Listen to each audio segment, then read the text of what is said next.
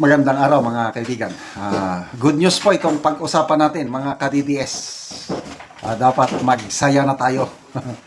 Ito, post ni Luminous by Trixie Cruz Angeles and Amid Paglinawan. May usap-usapan sa mundo ng mga survey firms ngayon na may isang internal survey na ginawa o kinomisyon para tignan ang lakas o hina ni VP Inday Sara Duterte sa 2028 presidential election.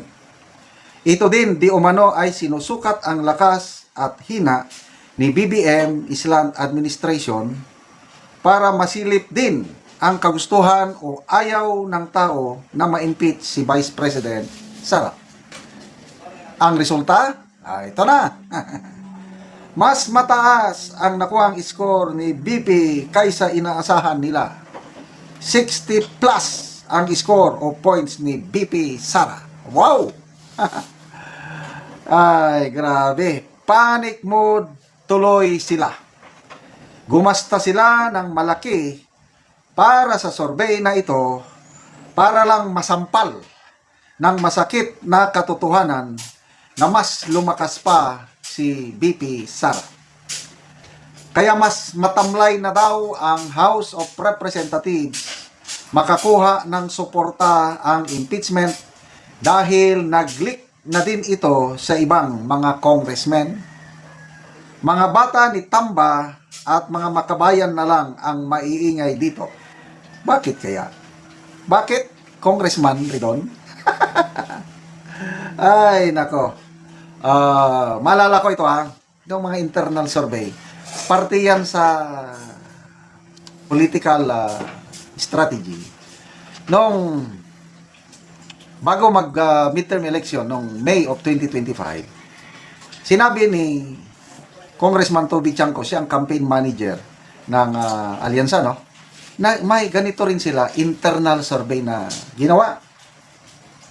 So, bago yung mag-March 11, 2025, yung kidnapping ni PRRD, result ng kanilang internal survey sa Alyansa, sa Mindanao, may mga pumapasok sa top 12 na Alyansa.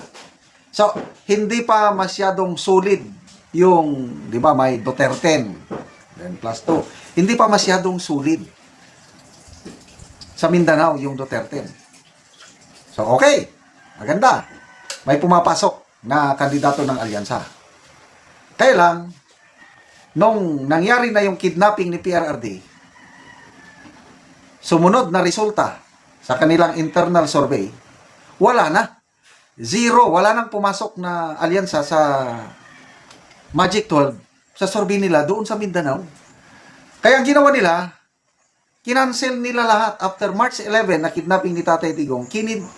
Kinancel nila lahat ang mga naka-scheduled rallies nila sa Mindanao dahil nalaman nila doon sa internal survey nila na galit ang mga tao sa Mindanao sa ginawa nila kay Tatay Digong. Kaya ito, naniniwala ako na may ganitong survey itong post ni Attorney Trixie Angeles. Gumasto sila. So, hindi sila naghintay na lang sa yung mga usual survey kasi yung mga SWS, Pulse Asia, kung ano pa dyan. Ang iba dyan is non-commission. Ito lang mga kumpanya ang nagsusurvey.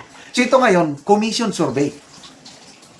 Para makita nila, ano ba talaga?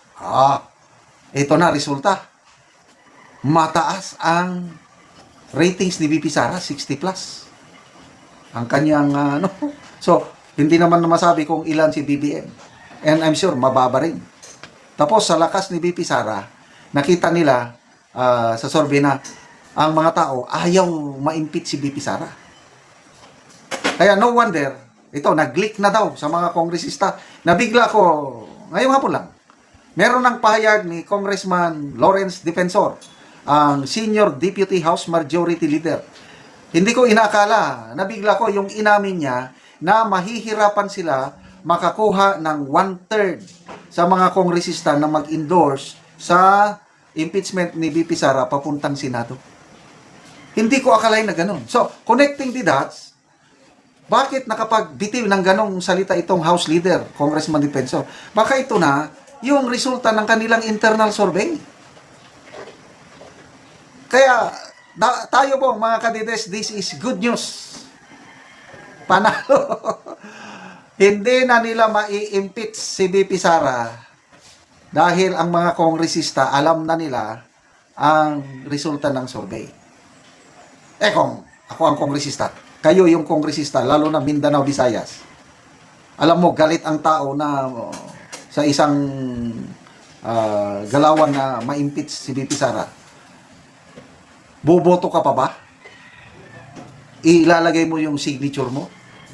Tapos pagdating sa Senado, alam mo na maraming senador na boboto sa acquittal ni BP Sara. So what's the use na isugal mo yung kandidato mo sa 2028 laban sa isang kandidato na super lakas?